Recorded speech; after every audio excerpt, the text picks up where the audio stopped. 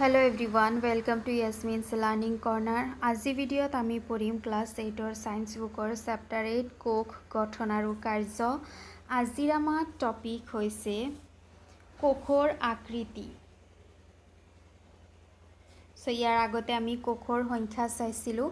কোষৰ আকৃতি হৈছে বিভিন্ন ধৰণৰ কোষে বিভিন্ন ধৰণে ক্ৰিয়া কৰে আৰু সেই ক্ৰিয়া অনুযায়ী কোষৰ যি আকৃতি আছে সেই আকৃতি পৰিৱৰ্তন হোৱা দেখিবলৈ পোৱা যায়। যেনেকুৱা মানুহৰ ৰক্তকণিকাৰ ক্ষেত্ৰত যিবোৰ লোহিত ৰক্তকণিকা আছে RBC আৰু শ্বেত ৰক্তকণিকা WBC। RBCৰ আকাৰ হৈছে ঘূৰণীয়া কিন্তু WBCৰ আকাৰ হৈছে এমিবীয়, তাৰমানে ই অনমনীয়। ইয়াৰ আকাৰ কেতিয়াবা পৰিৱৰ্তন হ'ব পাৰে। এমিবাৰ আকাৰ যেনেকুৱা বিভিন্ন ক্ৰিয়া কৰাৰ কাৰণে ইয়াৰ আকাৰ পৰিৱৰ্তন হয়, ঠিক তেনেদৰে শ্বেত ৰক্তকণিকাৰ আকাৰো পৰিৱৰ্তন হৈ থাকে। সো বিভিন্ন ক্ৰিয়াৰ ওপৰত নিৰ্ভৰ কৰি পেলাই কি হয়, কোষৰ যি আকাৰ আছে সেই আকাৰ পৰিৱৰ্তন হোৱা দেখিবলৈ পোৱা যায়।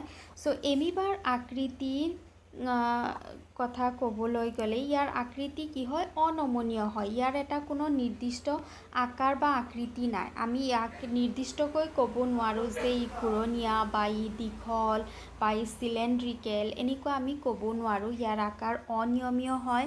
আচলতে আন জীৱৰ দৰে এমিবাৰ কোনো আকৃতি নাই। যেনেকুৱা বেলেগ জীৱৰ আকৃতি থাকে এটা নিৰ্দিষ্ট, এমিবাৰ কোনো ধৰণৰ আকৃতি নাই। ইয়াৰ আকৃতি সলনি হৈ থাকে।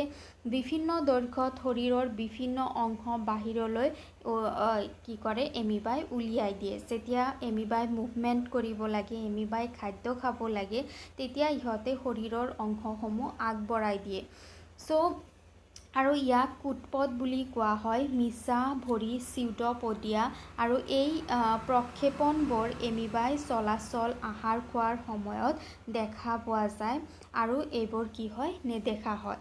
সাপোজ এইটো এটা এমিবা আছে, এইটো এমিবাই যদি লৰচৰ কৰিব লাগে তেতিয়াহ'লে এমিবাটোৱে এনেকুৱা হয়। এই যিটো উলিয়াই দিছে বাহিৰৰ পিনে, এইটোৰ নাম হৈছে চিউডোপডিয়া বা মিছা ভৰি বুলি যাক কোৱা হয়, যিটো লৰচৰ কৰাৰ সময়ত আৰু খাদ্য খোৱাৰ সময়ত দেখিবলৈ পোৱা যায়, বাকী সময়ত এইটো দেখিবলৈ পোৱা নাযায়।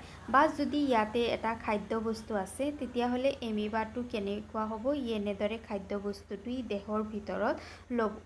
সো এনেকৈ কি কৰে, এমিবাই নিজৰ আকাৰ আৰু আকৃতি পৰিৱৰ্তন কৰি থাকে।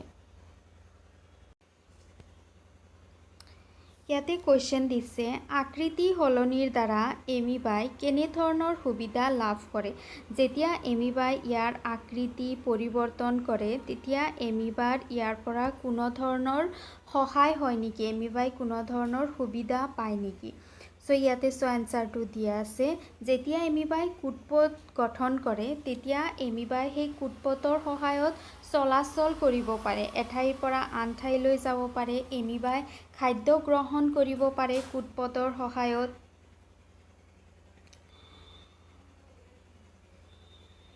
সো মানুহৰ তেজৰ শ্বেত ৰক্তকণিকাবোৰ একক কোষৰ আন এটা উদাহৰণ। যিবোৰ শ্বেত ৰক্তকণিকা আছে সেইবোৰ এমিবাৰ দৰে একে হয়, ইহঁতৰ নিজৰ আকৃতি সলনি কৰিব পাৰে।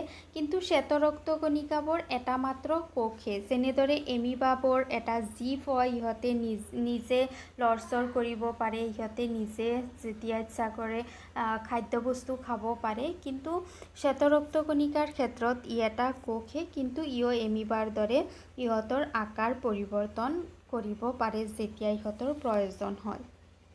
মিলিয়ন সংখ্যক কোষৰ সৈতে এটা জীৱৰ আকৃতি কেনেকুৱা হ'ব পাৰে। মানুহৰ বিভিন্ন ধৰণৰ কোষ আছে, যেনেকুৱা তেজ কোষ, মাংসপেশী, স্নায়ু, আৰু এইবোৰ বিভিন্ন আকৃতিৰ হয়। বিভিন্ন কোষে বিভিন্ন কাৰ্য কৰে আৰু ইহঁতৰ কাৰ্য অনুযায়ী ইহঁতৰ আকৃতি বেলেগ বেলেগ হয়। নিৰ্দিষ্ট কামৰ লগত ইহঁতৰ আকৃতিৰ সম্পৰ্ক আছে।